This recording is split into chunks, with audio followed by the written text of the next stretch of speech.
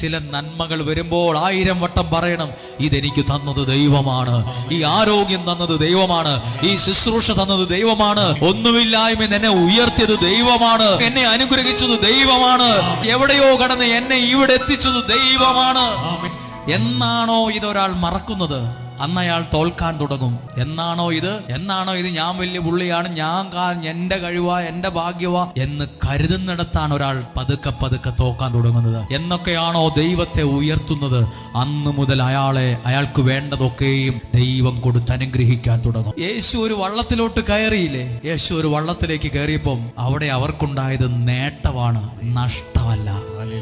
ദൈവത്തിന്റെ വചനം നീ കേൾക്കുമ്പോൾ നിനക്ക് നഷ്ടമല്ല. ചിലര് പറയുന്നത് ഇതൊക്കെ ഒരു നഷ്ടക്കച്ചവടം എന്ന് പറയുന്നത് കേട്ടിട്ടില്ലേ?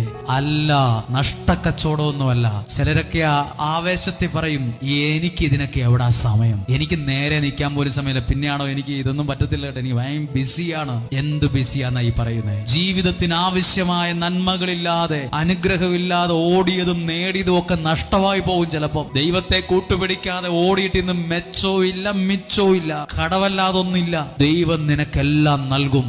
ദൈവവചനം കേൾക്കുന്ന ഒരാൾക്ക് നിനക്ക് ആവശ്യമായതൊക്കെയും ദൈവം തരും.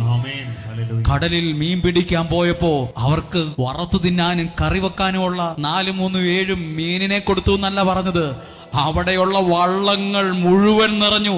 അതിനകത്ത് എഴുതിയിട്ടുണ്ട്, അവർ കൂട്ടുകാരെ ഒക്കെ ആങ്ങിങ്ങാണിച്ച് വിളിച്ചു ഇവിടെ വരാൻ പറഞ്ഞു. മറ്റുള്ളവർക്ക് കൂടി കൊടുക്കാൻ പാകത്തിന് ദൈവം ചിലപ്പോൾ നിന്റെ കയ്യിൽ വലിയ നന്മകൾ ഏൽപ്പിക്കും. മറ്റുള്ളവർക്ക് ഉദാരമായി കൊടുക്കാൻ പോലും നിന്റെ കയ്യിൽ ദൈവം ചിലത് ഏൽപ്പിക്കും. നിസ്സാരമൊന്നുമല്ല.